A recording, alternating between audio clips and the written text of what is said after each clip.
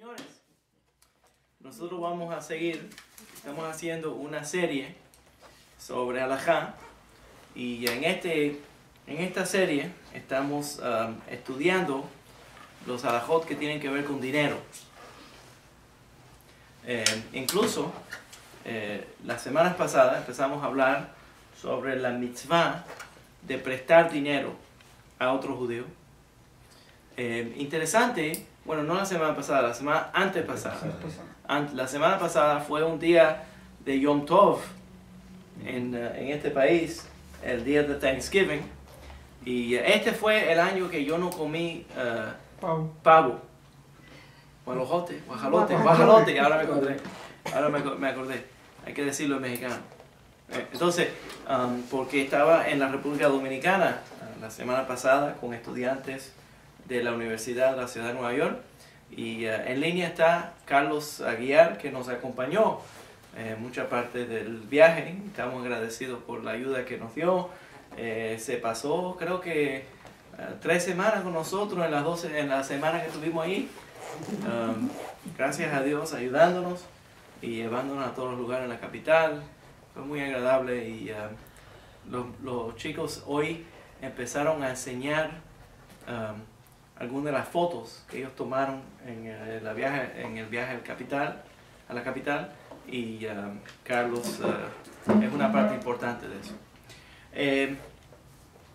Entonces, la semana antepasada estábamos estudiando la mitzvah de prestarle dinero a otra persona necesitada. Entre ellas mencionamos la idea del Rambam, a donde habla de los diferentes niveles de tzedakah, 8 escalones de tzedakah, y el más alto entre los escalones de tzedakah, el Rambam dice, está la mitzvah de prestar dinero a otra persona. En palabras, cuando alguien está necesitado, sería mejor, en lugar de darle una limosna, prestarle dinero o invertir dinero en algún tipo de negocio que esa persona tiene, para que esa persona pueda echar para adelante. Y especialmente la mitzvah, directamente la Torah dice, en el libro de Levítico, específicamente dice que esto ayuda a tu prójimo prestándole dinero. No dejes de prestarle dinero para hacer eso. Claro que la Torah dice, no le cobres interés. No le cobres interés a tu hermano. ¿Ya? Pero prestarle, aseguradamente debería de prestarle. También tenemos otra parte de esta mitzvah, pero lo más importante de seguir para otra mitzvah es que el Rambam dice que en el escalón más alto de ayudar al prójimo en el área de dinero es prestarle dinero, y también menciona ahí que esa es otra forma de decirle a esa persona que está necesitada que uno confía de que esa persona se va a poder levantar. Pues si le das una limosna, piensa, bueno, un perdedor, ya el tipo, perdiste lo que le iba a dar. Pero si le prestaste, tienes en mente de que tal vez se va a poder levantar. Va a retornar. Exacto. Le está diciendo que nosotros confiamos en ti. ¿Ya? Ahora, porque estamos en el tema de prestar dinero, quiero hoy entonces concentrarme en algunas de los halajot que tienen que ver con Yovel y con Shemitah. Yovel y Shemitah, voy a explicar lo que son, porque están relacionados también al tema de prestar dinero y de propiedades y de derechos de propiedades, y cuando uno tiene deudas. ¿Ya? Entonces, la Torah habla sobre ciertos instrumentos. Hay una serie de leyes que son para proteger a la gente pobre, para que no se queden toda la vida endeudados a los demás. La Torah específicamente menciona 2 periodos de tiempo a donde todas las deudas son canceladas y las propiedades originales retornan al dueño original, y todos los esclavos judíos reciben libertad. Específicamente me refiero al año de Yovel, a donde habla que la Torá dice en el libro de Levítico, capítulo 25, versículo 8 al 13, describe el evento de Yovel, que es un jubileo en el año 50 de la tierra de Israel. Esto le aplica solamente a la tierra de Israel y tiene ciertas condiciones también descritas en los psukim, que voy a describir en un momento. Pero la mitzvah de Yovel es declarada por la Torá, es una mitzvah de oraita, halajá directamente de la Torá, que cada 50 años en la tierra de Israel, cuando pasa el año 49, se declara el Yovel, y entonces ese es el año 50 a donde todas las propiedades retornan al dueño original y todas las deudas son canceladas y todos los esclavos son liberados. Y la forma que se anuncia la llegada del Yovel es sonando el shofar. La Torá dice en el capítulo 25, versículo 9 del libro de Levítico, que cuando termina Kippur, en el año que está entrando el Yovel, se suena el shofar, toda la tierra, es una mitzvah, que todo el mundo suene el shofar, es la boya que existía en la tierra de Israel, ¿ya? Que todos suenen el shofar para anunciar la llegada de Yovel. Ahora, es la razón que lo menciono, una de las razones que lo menciono, describiendo Yovel, es porque cuando estamos hablando de Rosh Hashanah y hablamos de la mitzvah del shofar en relación a Rosh Hashanah, hay que tener cuidado de entender que la mitzvah de Rosh Hashanah no es sonar el shofar, sino es oír el shofar. Específicamente la Torá dice que es el día de la trompeta y es de oír el shofar. ¿Ya? Y por eso que nosotros decimos la brajá, lishmoa kol shofar, oír el sonido del shofar. Pero Yovel no es oír el sonido del shofar, sino sonar el shofar. ¿Ya? Entonces todo el mundo que tenía acceso a un shofar, sonaban el shofar cuando terminaba Kippur para anunciar la llegada de Yovel. Ahora, quiero mencionar aquí que el sonido del shofar hoy en día, la gente viene a la sinagoga para el final de Yom Kippur a oír el sonido del shofar. Oyen Neilá, y entonces cuando suena el shofar, todo el mundo sale corriendo a comer. Pero eso es una costumbre, eso es un minhag, y ese minhag se estableció por Rav Yochanan ben Zakkai con la intención de recordar lo que se hacía durante el tiempo del Sagrado Templo, cuando se anunciaba el Yovel. Entonces dice que uno debería sonarlo todos los años, aunque no estemos en la tierra de Israel, para recordar y ofrecer una tefilá de que pronto se anuncie el gran Yovel, el gran jubileo, a donde todo el mundo va a retornar a la tierra de Israel. ¿Ya? Entonces se suena hoy en día el shofar simplemente como una tefilá, un tipo de oración al final de Kippur, pidiendo que pronto venga el Yovel. ¿Ya? Entonces, ese es uno. Hay una discusión en el Talmud basado en las palabras.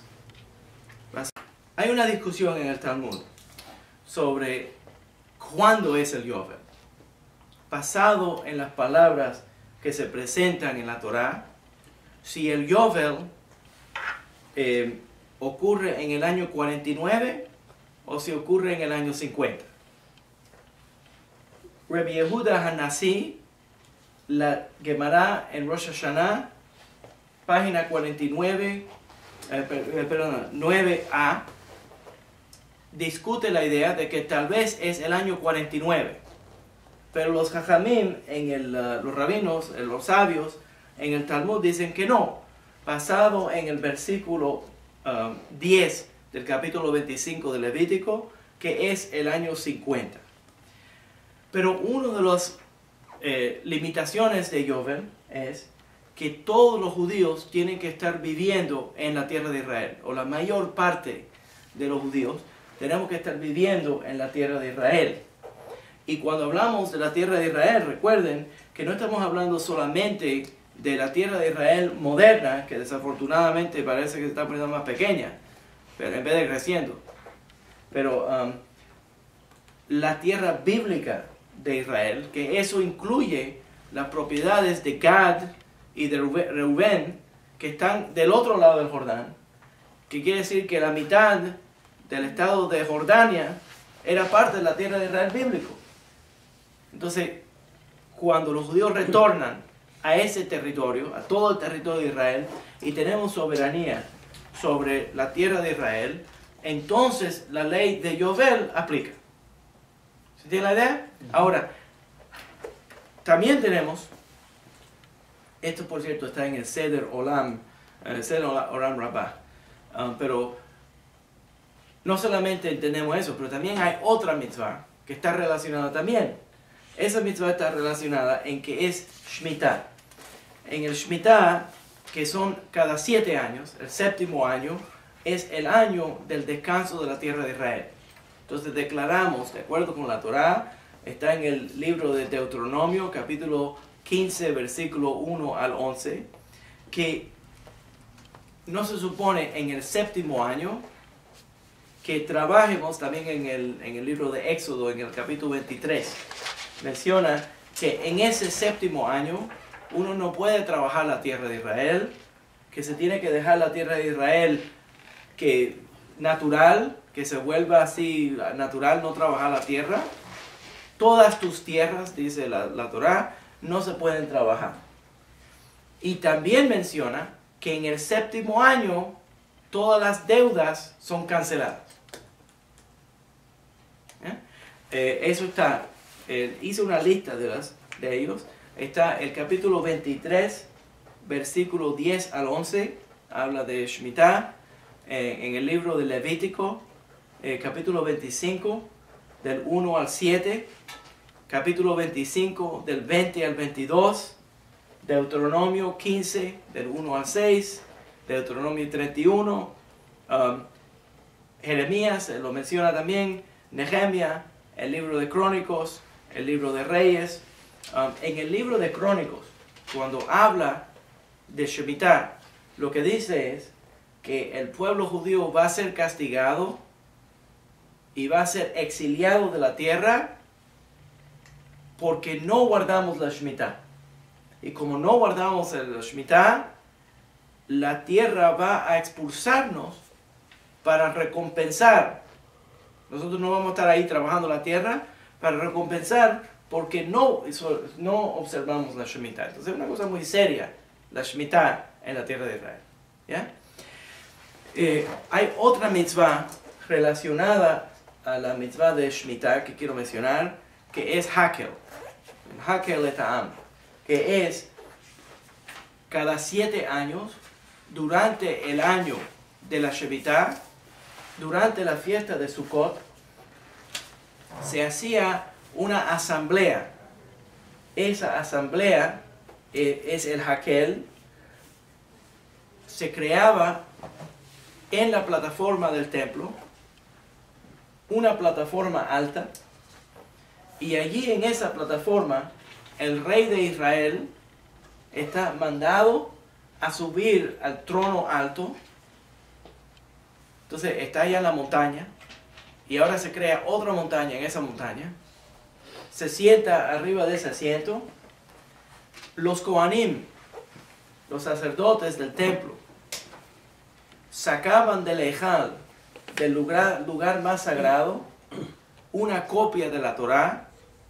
Algunas tradiciones nos dicen que esta es actualmente la copia que fue escrita por la mano de Moisés, que estaba guardada dentro del Kodesh HaKodashim en el Arca del Pacto.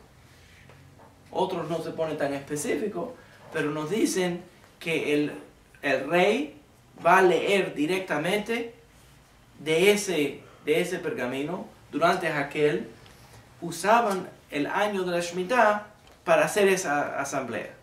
Se traía en ese Hakel, se traían ancianos, hombres y mujeres y niños, de todas edades se traían al Sagrado Templo para oír directamente al rey leyendo de la Torá. Eso renovaba el pacto del pueblo judío con la Torá. Y se hacía, de acuerdo con Ramban, con Nachmanides, se hacía un tipo de volver a cargar, a tener la experiencia de la asamblea del pueblo judío alrededor del monte Sinaí cuando recibimos la Torá. De ahí entonces viene la costumbre de hacer el siyum de la lectura, el terminar de la lectura de la Torá en Simchat Torah. Se puso cerca se hace la pregunta, ¿por qué voy a terminar de leer la Torá y voy a volver a leer la Torá? Voy a empezar a volver a leer la Torá. ¿Por qué escogerlo en Simchat Torah? ¿Por qué hacerlo para el segundo día en el exilio de Shmini Atzeret, cuando lo podría hacer en Shavuot, que tendría más sentido hacerlo en Shavuot, porque Shavuot es el día donde se entregó la Torá en el monte Sinaí? Entonces la razón es porque la costumbre es de hacer otra forma de recordar la mitzvah de Hakel, que se hacía durante el tiempo, durante Hol HaMoed de Sukkot. No se hace directamente durante Hol HaMoed, porque no es exactamente la misma idea, pero se hace cerca de ese evento. ¿Ya? Ahora, para dar un poquito más de información sobre la mitzvah de Hakel, una de las cosas que aprendemos del pueblo judío es que la mitzvah de Hakel se llama aquí a los hombres y también a las mujeres y también a los niños. Y la Gemara, el Talmud dice, ¿por qué a los niños? ¿Y por qué a las mujeres? O sea, los hombres saben estudiar, pero las mujeres no sabían cómo estudiar. ¿Por qué traer a toda esa gente que van a hacer bulla en la sinagoga, en el templo? ¿Por qué traerlos a oír la lectura de la Torá? Entonces de ahí nosotros aprendemos que la mitzvah del estudio de la Torá no es dependiente solamente en un individuo, no solamente para una persona privada, pero la lectura de la Torá tiene como una parte que es pública también, entonces cuando se hace pública, se debería de invitar a todos los segmentos de la población a que tengan esa experiencia. Los niños y las mujeres, todos tienen la mitzvah de estudiar Torá, participar en el estudio de Torá, y interesante, parte del Brit, del pacto de la Torá, es que no es solamente a ciertos segmentos de la comunidad, sino para todo el mundo esa mitzvah. Okay.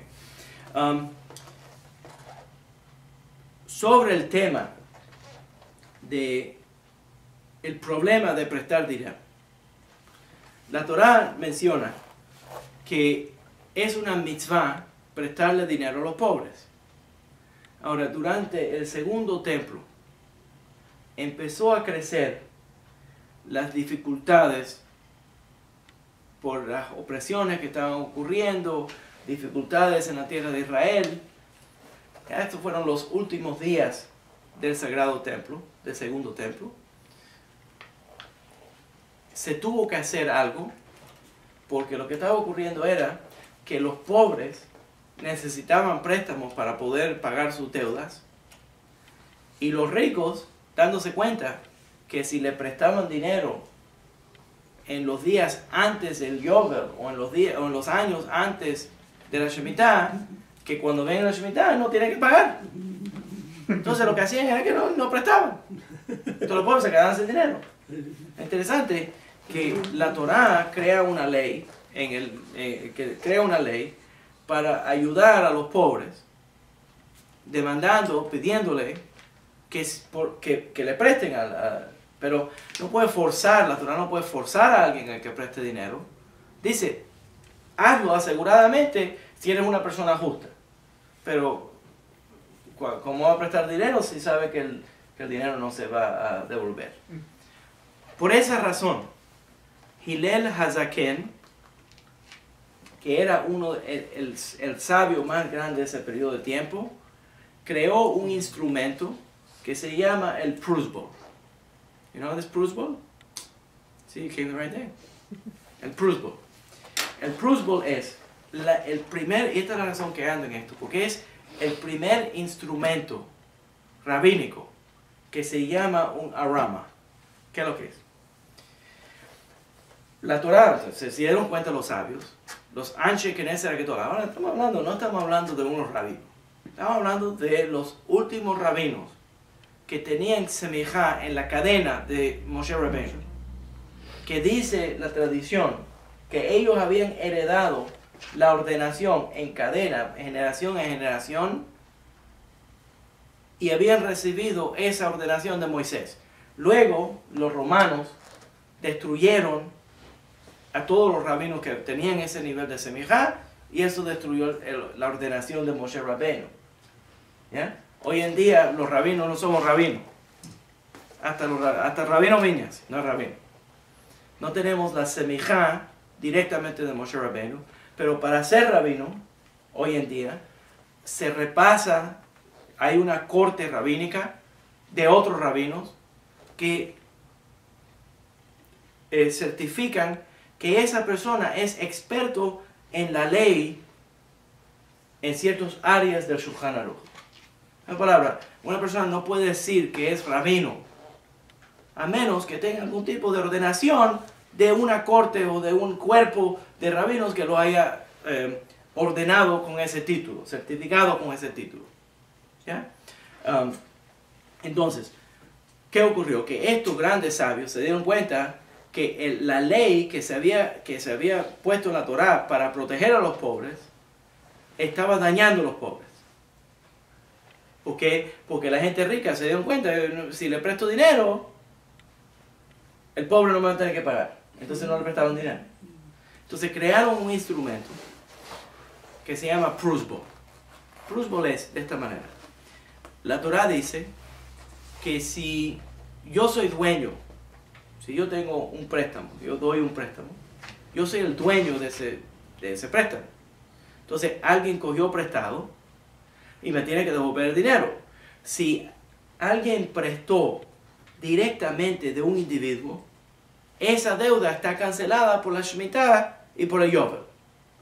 Pero, dice Hillel Azaken, dice no, pero si la corte o la ciudad o la sociedad te prestó el dinero, entonces la Torá no cancela esa deuda. Entonces, si yo cogí un préstamo, un municipal bond, ¿ya? Si yo cogí un préstamo de la ciudad, aunque venga Shemitah, como no es un individuo que me prestó el dinero, yo tengo que devolver el dinero. Entonces lo que crearon fue un instrumento, el primer instrumento similar a este, de esta forma, y se creó un cuerpo de ley todo alrededor del Prusbul. ¿Ya? ¿Qué es lo que es?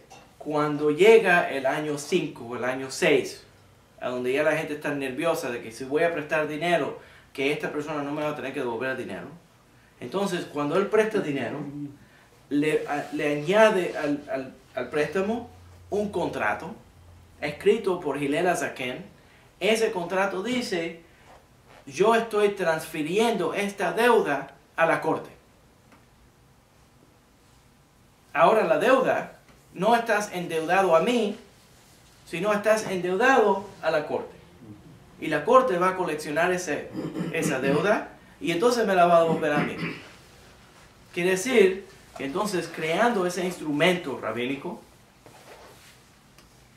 le daba la oportunidad a los que querían prestar sin miedo de que van a perder todo lo que prestaron. Y a la gente pobre también tuvieron beneficio en que iban a poder. ¿Ya? Entonces, ahí se forma una discusión. La Torá dice plenamente que cuando viene Shemitah y viene Yovel, están canceladas la deuda. ¿Quiénes son los rabinos para crear un instrumento que le dé la vuelta a eso? ¿Se entienden? ¿Ya? Entonces, sobre este tema, al fin, todos los rabinos se ponen de acuerdo de que está no solamente legal en la ley poder hacerlo, porque la ley no lo prohíbe, La ley no prohíbe que la corte haga el préstamo y que la corte coleccione el dinero. Ok, eso como la ley no lo prohíbe, pero también la ley, por el espíritu de la ley, como va a ayudar a los pobres, y la intención de la Torah obviamente es causar que los pobres puedan pedir prestado, entonces la ley le da más poder a la creación del Prusbul. De aquí viene una serie de creaciones dentro de la ley por el rabinato para poder causar que la ley de la Torah se pueda vivir de verdad. Y se vuelve un área controversial cuando uno discute halajá. En el Talmud, en la sección, en el Tratado de Yevamot, habla sobre este tema de si estamos guardando la ley o si estamos verdaderamente violando la ley. ¿Qué puede hacer el rabinato y qué no puede hacer el rabinato? De la Gemara en Yevamot aprendemos que en general los rabinos pueden prohibir lo que está permitido, pero no pueden permitir lo que está prohibido.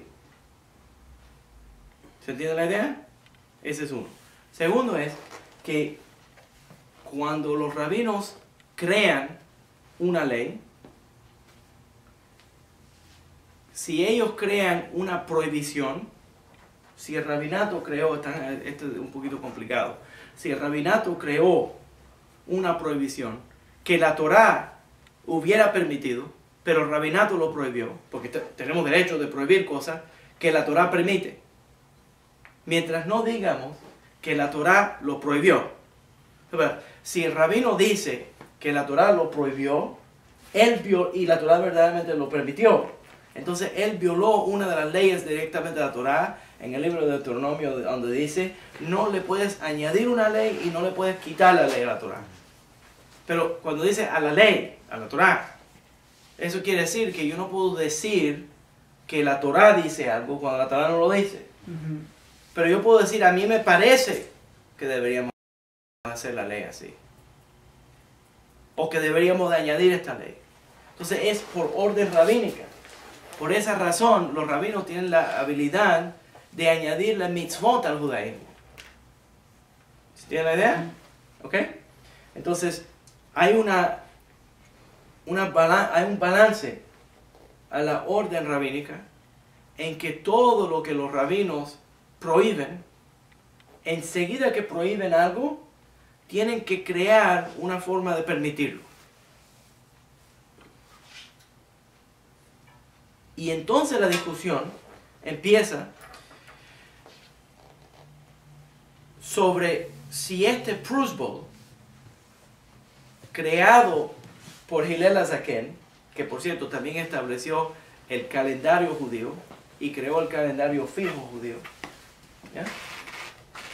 Si este Prusbul fue creado por él y que le da la vuelta a una ley bíblica, o si verdaderamente le da la vuelta a una ley rabínica.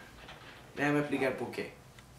La discusión entonces talmúdica es, a lo mejor Hillel Azaken creó esta ley porque ya había muchos judíos que no estaban viviendo en la tierra de Israel. Y como había un exilio grande de la tierra de Israel cuando él creó esta ley, entonces la ley de Shemitah y Yovel bíblicamente no aplicaba. Pero los rabinos estaban manteniendo la práctica de Shemitah y Yovel para mantener la práctica bíblica dentro de la tierra de Israel cuando verdaderamente ya no aplicaba. ¿Por qué? Porque la Torá dice que Shemitah y Yovel aplican cuando los judíos viven en la tierra de Israel. Entonces, el mandamiento de Shemitah y Yovel, en ese caso, eran solamente rabínicos. Entonces, si es solamente rabínico, el rabino puede crear un sistema de pasarle a esa ley, a esa ley rabínica. Déjame dar algunos ejemplos más de esto. Voy a dar 3. Uno de ellos es, todos los Pesaj antes de Pesach, las comunidades judías vendemos el Hametz. ¿Por qué? ¿Por qué vendemos el Hametz? Porque los rabinos se dieron cuenta, mira, la Torá dice que ningún judío puede poseer Hametz, pero no dice y que no puede tenerla en sus moradas.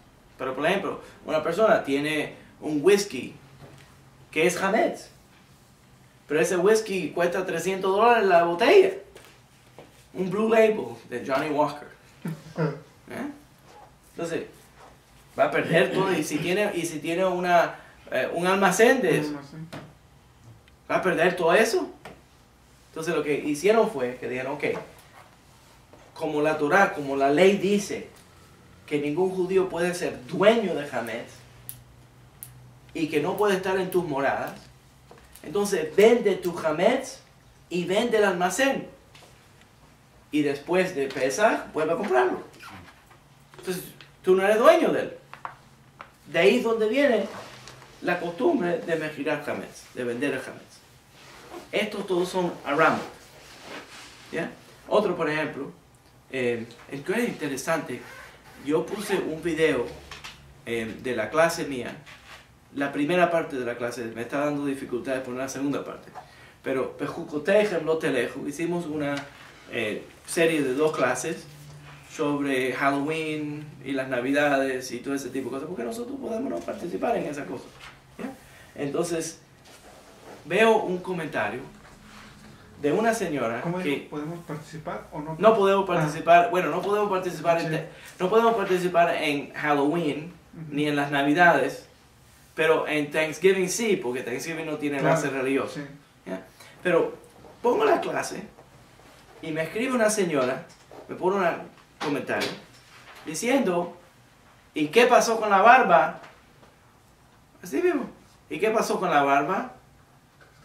Eso es prohibido, es una mitzvah tener una barba.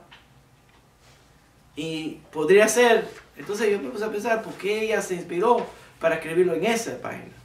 Pensé, bueno, a lo mejor ella, le hice clic a la página de ella y vi que ella tiene ahí material mesiánico cristiano y mesiánico hasídico. Porque hoy en día los hasídicos están vueltos mesiánicos también. Entonces, hay 2 tipos de mesianismo.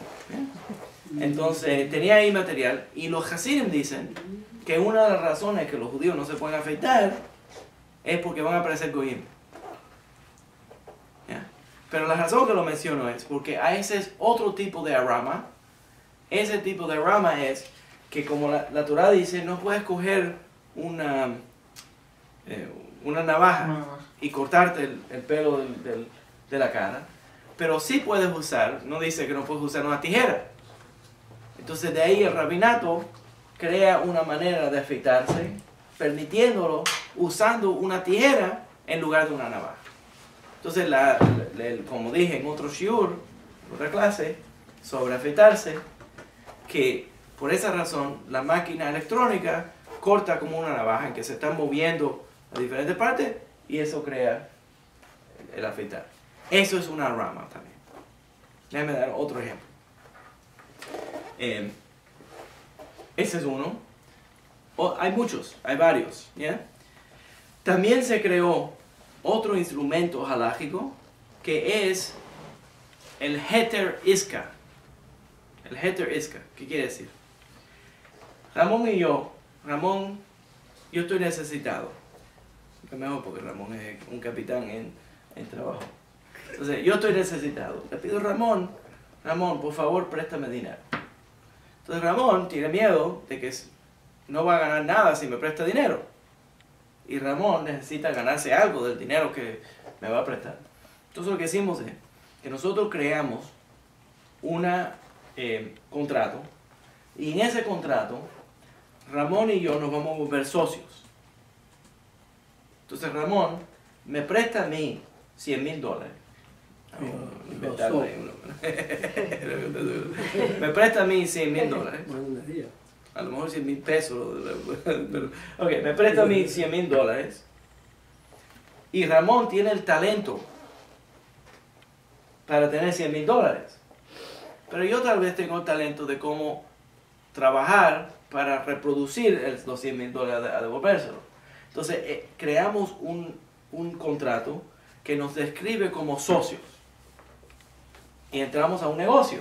Entonces Ramón invirtió $100,000 en el negocio.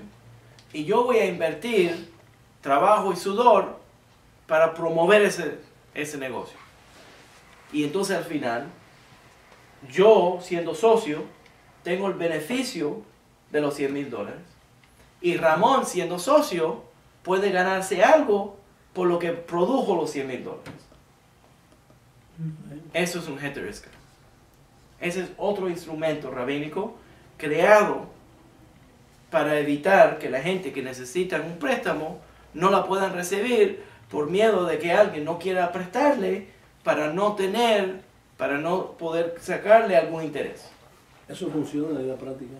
¿Tiene dinero, entonces no tiene experiencia, tiene dinero, pero no sabe poder producir. Son socios. Así eso se usa. Sí. Ese es un instrumento muy antiguo rabínico. Sí. Otra manifestación de estos instrumentos.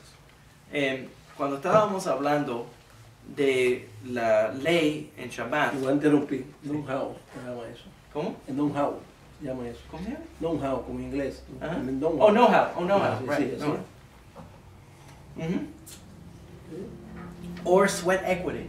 Okay. Sweat equity. Muchas veces la gente dice, ok, yo no puedo pagar directamente en efectivo, pero estoy dispuesto a trabajar para producir. Y de esa forma invierten en un negocio. Muchos negocios que hoy en día los empleados compran el negocio del dueño que se está jubilando, se está retirando. Entonces los que trabajan en el negocio dicen, ok, nosotros no podemos comprar el negocio, pero déjenos trabajar para pagar para el negocio. Y eso ha funcionado muy bien en muchos lugares. Yo conocí a un caso de una panadería en Miami. Era un judío húngaro que sobrevivió a los campos de concentración, nunca tuvo educación formal. Me dijo que la única educación formal que tuvo fue en el ejército israelí. Entonces se fue para Israel y allí eso es lo que tuvo. Regresó, fue a Miami, abrió un negocio, una panadería. Tenía una panadería grandísima. Mandó al hijo, de verdad, mandó al hijo a estudiar en Harvard Business School. Wow. Imagínate. Y regresó el hijo, y cuando el hijo terminó de estudiar en Harvard Business School, el padre se jubiló y ya pudo descansar. Destruyó el negocio en 3 años. El señor que había estudiado en la universidad. El hombre tuvo que salir, regresar al negocio, rescatar al negocio. Y entonces, en lugar, lo que hicieron fue que se lo vendieron a los empleados. Se volvió una cooperativa. Pero ese es el heter iska. Otro que quiero mencionar, cuando estábamos estudiando las leyes de Shabbat, aprendimos, ya tocamos esto. Pero todo esto sale de el caso, la razón que lo menciono es porque todo esto sale del caso de los halajot, de las leyes que tienen que ver con dinero. ¿Ya? Entonces, ¿cuál es el caso? Tenemos una ley en la Torá que dice que uno no puede cargar en Shabbat en un lugar público. Reshut HaRabim. Pero específicamente, los talmudistas, el Talmud, lo llama Reshut HaRabim Deoraita.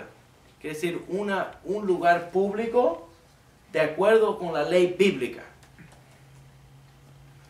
¿Qué es un lugar público de acuerdo con la ley bíblica? Lo aprendemos el caso en la Torá, en el libro de Éxodo, a donde un hombre salió en Shabbat a coleccionar madera, a recoger leña para quemar. Y entonces se le dio la pena de muerte. Y el castigo de él no fue solamente coleccionar leña, pero fue que salió del lugar público a coleccionar en ese lugar público y transferir de un lugar público a un lugar privado. Específicamente, salió al desierto, recogió madera y lo entró al campamento del pueblo judío. El campamento del pueblo judío tenía una cerca. Estaba cerrado. El desierto era un lugar público. ¿Cuánta gente caminaron del campamento del pueblo judío? 600,000 personas. Que quiere decir bíblicamente, un Reshut Rabim, un lugar público, una calle pública, es cualquier lugar a donde 600,000 personas caminarían en un periodo de 24 horas. ¿Qué quiere decir? Que todas las calles de Yonkers no son un lugar donde 600,000 personas estarían caminando. Entonces, bíblicamente, no es prohibido cargar ahí. Es solamente rabínicamente prohibido. Lo que los rabinos se dieron cuenta es que la gente pensaron, bueno, ¿cómo yo voy a calcular si hay 600,000 personas? Entonces piensan, si yo puedo cargar aquí en St. John's Avenue, yo puedo también cargar en Broadway, pero en Broadway sí hay 600,000 personas que caminan, ¿ya? En Manhattan. Pero aquí en St. John's Avenue no hay 600,000 personas, pero la gente no entiende. Entonces los rabinos dijeron, como es prohibido 600,000 personas, también vamos a prohibir cualquier calle. Pero automáticamente, cuando prohíbes algo, los rabinos tienen que permitirlo de alguna manera, porque no tienen poder absoluto. Entonces crean el sistema del Eruv Hatzerot, la combinación de las propiedades. En otras palabras, lo que estoy aclarando aquí es que el Eruv, que crea como una cerca simbólica alrededor de ese territorio, alrededor de ese área, es solamente si sería prohibido por orden rabínica, pero nunca se podría crear un Eruv a donde es prohibido por ley bíblica, porque los rabinos no tienen instrumentos para permitir algo que la Torah prohíbe. Los rabinos pueden prohibir algo, y cuando lo prohíben, automáticamente tienen que encontrar una manera de que en algunas situaciones permitirlo. Lo mismo aprendemos con Muksá, ley de Muksé. ¿Qué es lo que es? No puedo tocar algo en Shabbat, en la pluma. Yo no puedo, ¿por qué? Porque la ley de la Torah dice no puedo escribir. Pero los rabinos dicen, ok, no toque la pluma. ¿Qué hago si la pluma está aquí y yo quiero sentarme a comer aquí, en Shabbat? Entonces el rabino dice, ok, muévelo de una forma indirecta, porque necesita el espacio. Entonces, lo que prohibieron tienen que crear una manera de permitirlo. Todo esto se aprende porque es orden rabínica, no orden bíblica. ¿Ya? Todo esto se aprende de ese instrumento creado por Hillel HaZaken que se llama el Prusbul. Y de nuevo, el Prusbul es que la persona que iba a prestar dinero le añadía un contrato al préstamo. Ese contrato transfería el préstamo a la corte. La corte entonces estaba encargada, era dueña de ese préstamo, y entonces la corte colectaba el préstamo sin interés y entonces le devolvía el dinero al hombre que lo prestó. ¿Bien? ¿Preguntas? ¿Cómo seguimos? ¿Todo el mundo está bien? Ok. Entonces, todo lo que es orden rabínica tiene que tener también una excepción a la ley, para que la ley no sea absoluta. Le voy a añadir un área más y entonces voy a ver si en línea tenemos algunas más preguntas. Gracias.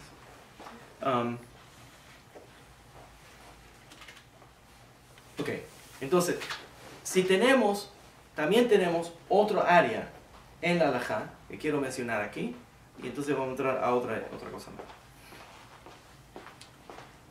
cuando la Torá, déjame decirlo de esta manera, si la Torá prohíbe algo y no dice por qué está prohibido,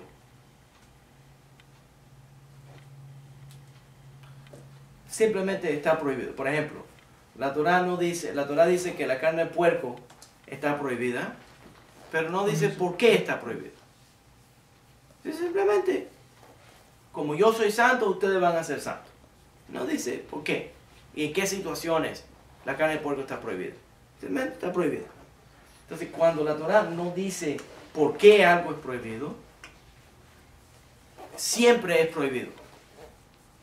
Pero si, por ejemplo, la Torá dice que algo es prohibido, pero explica por qué es prohibido, o la situación en que es prohibida, entonces la prohibición nada más aplica cuando esa explicación está actualizada.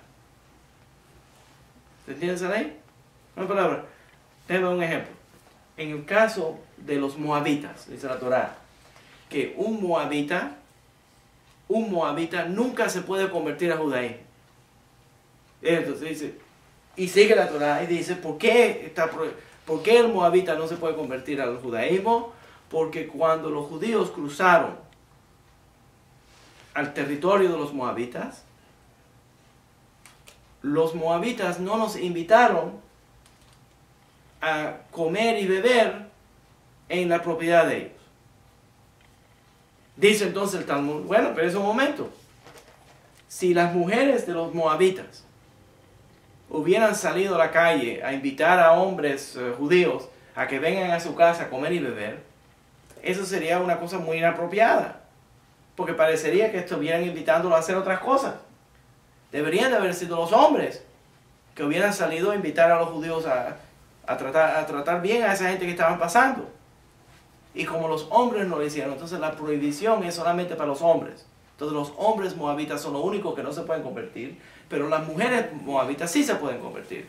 De ahí aprendemos, eso es lo que Boaz sacó, y de ahí entonces le causó que Boaz pudo casarse con Ruth la moabita. Ahora, para aclarar una cosa, déjame mencionar que él puso esa ley antes de conocer de que Ruth existía. No es como si, pero más todavía, comprueba que cuando un rabino dice una ley, él tiene que vivir por esa ley. ¿Se entiende? Entonces, por ejemplo, un rabino hace años, nunca se me olvida, el gran maestro mío, Chaim Bamser, en paz descanse, me dijo que fue a oír a un rabino que dio un shiur grandísimo sobre Giur. Entonces, cuando terminó, todo el mundo estaba muy impresionado. El rabino también dijo, es un hombre que sabe la ley de Giur. Entonces fue y le preguntó, públicamente le preguntó, él estaba tomando preguntas, ¿y cuántos Giur tú has hecho? Yo nunca haría ningún Giur. Entonces no sabe la ley, no entiende. Si aplica, si dice la ley, esa ley te aplica. Conocí a un rabino que era, certificaba un restaurante, de que era kasher, y hubo un fallo, alguien se confundió, y entonces le aplicó la ley, y lo permitió. Una cosa que era cuestionable, lo permitió. Y cuando, por teléfono, la gente le preguntaron qué podía hacer, él dijo la ley. En una hora después de decir eso, él salió del Bet Midrash y fue directamente al restaurante a comer en el restaurante. La gente se sorprendieron, ¿qué es lo que hace aquí usted, rabino? Yo le dije que eso era kasher y yo le voy a enseñar que yo voy a comer de esa comida que yo dije que era kasher. Lo mismo sabemos, el halajá dice que si un cohen, un sacerdote, traía un sacrificio al templo, hacía la ofrenda del sacrificio, y él no comía de la ofrenda que él trajo, la ofrenda no estaba terminada. Porque verdaderamente, si un cohen traía la ofrenda y había un fallo en la ofrenda, y él se la comía, se muere instantáneamente. Pero cuando comía de él, estaba enseñando que él con buen corazón había traído la cosa. Entonces, cuando la Torá dice una explicación, la ley, y tiene una ley, y entonces da una explicación, entonces la ley aplica en la aplicación. ¿Se entiende? Pero si no tiene una explicación, entonces es perpetua. ¿Se entiende? Hay otra ley que aprendemos por este medio. Todo esto viene de Prusburg. Todo esto se aprende de Hilal Zaken, que específicamente en el área de dinero. Por eso que vale mucho, no solamente en el área de que me voy a ver un prestamista, no. Pero entender la ley le va enseñando una cultura de cómo interpretar la ley. ¿Ya? Aprendemos de aquí también que una ley que es halacha de raita le humra, halacha de rabanan le kula. Quiere decir, la ley de la Biblia, bíblicamente, se decide estrictamente. Safek de oraita le humra, si tienes una duda que vas a violar una ley bíblica, se decide estrictamente para no violar la ley bíblica. Si tienes una duda, Safek de Rabbanan le kula, quiere decir que si tienes una duda que vas a violar la ley rabínica, se puede decidir en una forma más liviana. ¿Cómo estamos? No hay ninguna pregunta. Todo el mundo se durmió. Los tengo hipnotizados. Déjame ver.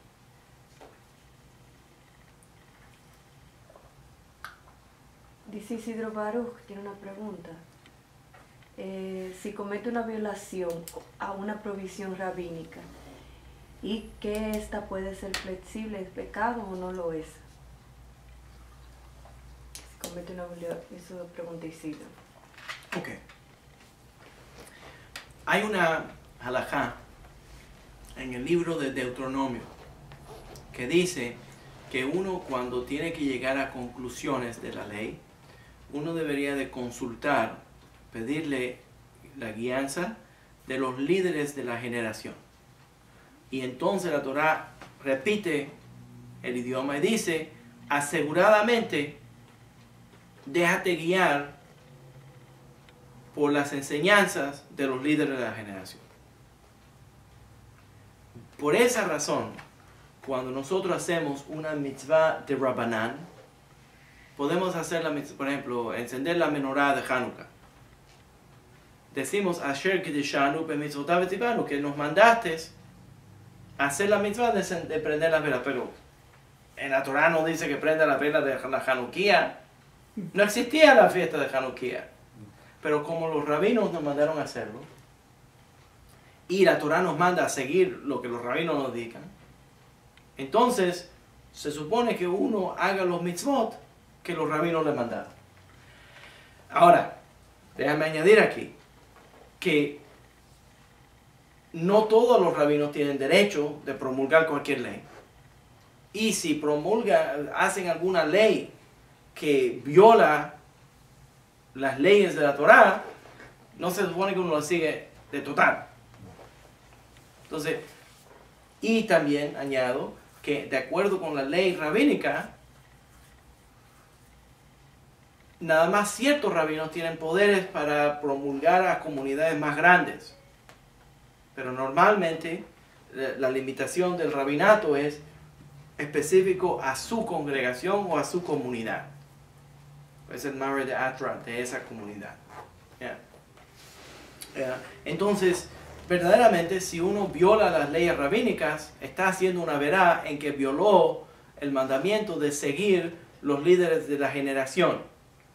Pero si tienes que escoger, estás en una situación donde tienes que escoger violar una ley rabínica o violar una ley bíblica, obviamente se viola una ley rabínica y no una ley bíblica. ¿Se entiende lo que estoy diciendo? Entonces, esa es la respuesta a la pregunta. Hay otra pregunta. ¿Cuándo será el próximo Yobel? Pregunta Seratome. Sí, eso es una situación difícil y ahora vamos a entrar a ese tema.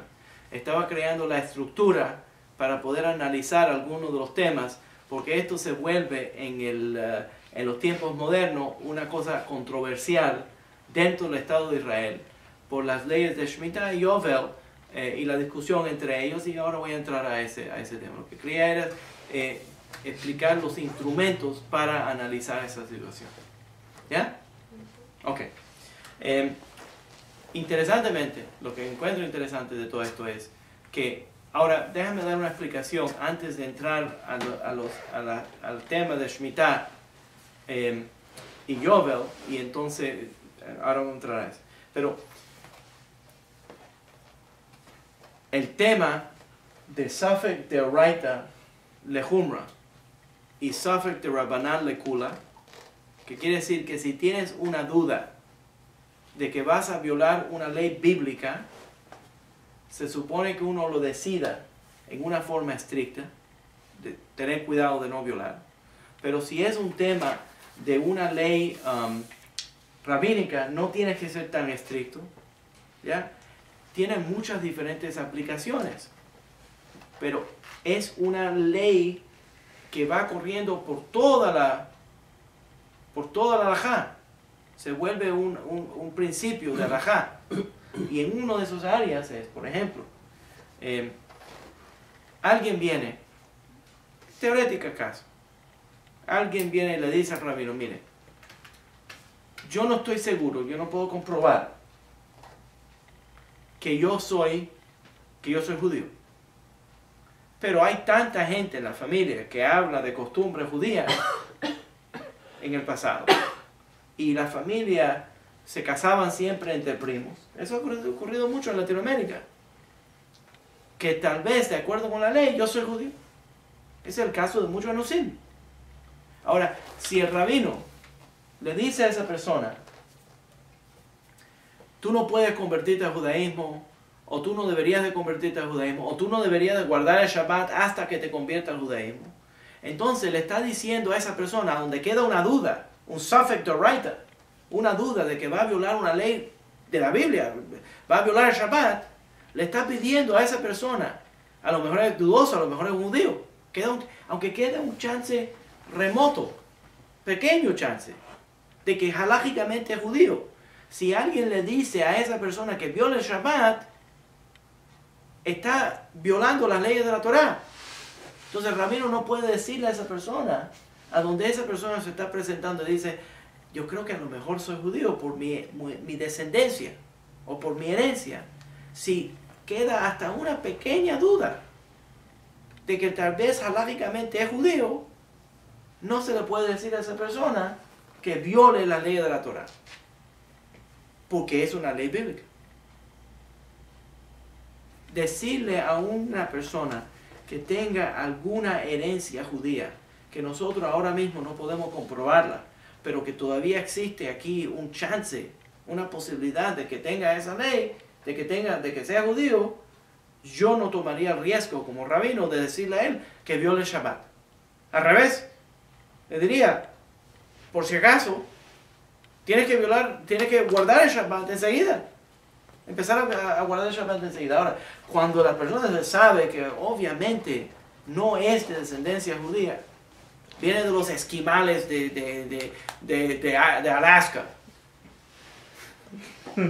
no hay chance de, no sé, no podría decir eso, porque a lo mejor hay un esquimal por ahí que me va a escribir una carta y me va a decir porque él le violó los derechos.